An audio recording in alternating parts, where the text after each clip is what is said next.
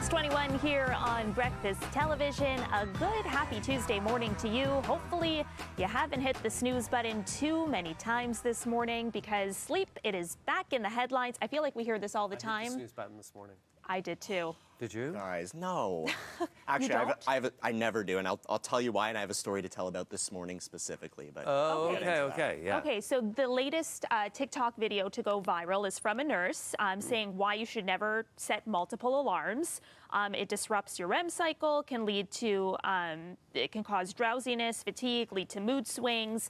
The ringing of an alarm triggers your flight or fight response, and that's stressful to the body. Okay, understandably. But Zach, I'm really intrigued. Yeah. You don't hit snooze. never. So what I do is I have my phone as far away from my bed as possible, like as far as it goes in the room, so that I can't lean over and snooze. And so my trick is once I'm up, I'm up. Like you shock the body, you're up, and you just kind of go do your thing. Last night was particularly different, though. I had this dream, and I'm sure you guys have had this dream before, where you sleep through your alarm. And in my dream, I'm kind of pinching myself, thinking, you know, this can't be real, this can't be real.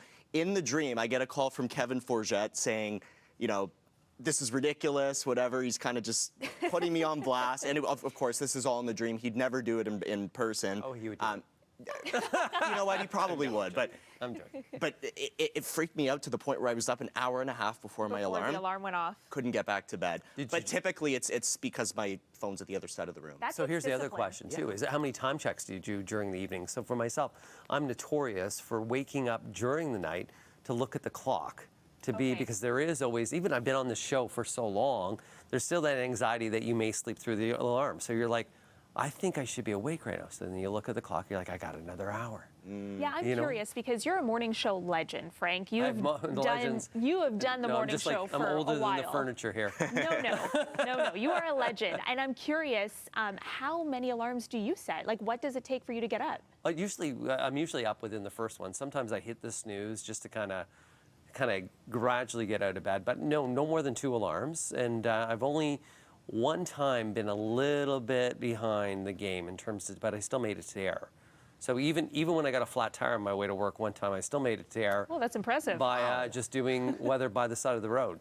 I set 3 alarms every morning in 15-minute increments, and I know I have to wake up, let's say, at 2:30 a.m. Right. So that's my last alarm. So I kind of wake up. I set one for 2:15, 2:30. And I know when that 2 o'clock alarm goes off, it's like, oh, I've got 30 more minutes to look forward to. The 15-minute alarm goes off, like the 2:15. I'm like, oh, I got 15 more minutes. And then the 2:30, and it's like, okay, I got to get up. So it kind of like gives me something My strategy is more like the snooze, right? I have the 8-minute, right? You hit the snooze button, gives you 8 minutes. The 8-minute, yeah. That's my sense. Well, especially even when you're, you know, out there in the field, you don't know where you're going to be on a given day. Like Caryn will wake up and she doesn't know where she's going. No. Sometimes she's got to go all the way to the west end, sometimes all the way to the east end. So yeah, it's true. I mean, for you, it's especially different. Like, and you've got to be, when you're on camera, you've got to be present, you've got to be presentable, you've got to have the charisma. You got to speak in sentences. There you go. Still doesn't always happen. Right? Very quickly, were you always like that? Or because you and I are both very new to the morning show. So were you always like that, where you put the phone and the alarm on the opposite end of the room? Or is that a new thing because we have to wake up so early now? Waking up for school, no way. I was, you know, snooze, and I would just show up late, looking, you know, not very presentable. But yeah, since I got into morning radio, morning TV, it's been a thing of mine just to make sure that I'm, again, alert, ready to go, and that's been the way for me. Like, I think I saw it online, and I think I saw it called alarm discipline, which is this term I've never heard before, and it's funny because you mentioned discipline, but that's kind of just how I've always approached it, knowing that if it's on the other side of the room, I have to get up, and once I'm up, what am I going to do? Get back in bed? I'm already up. Definitely can.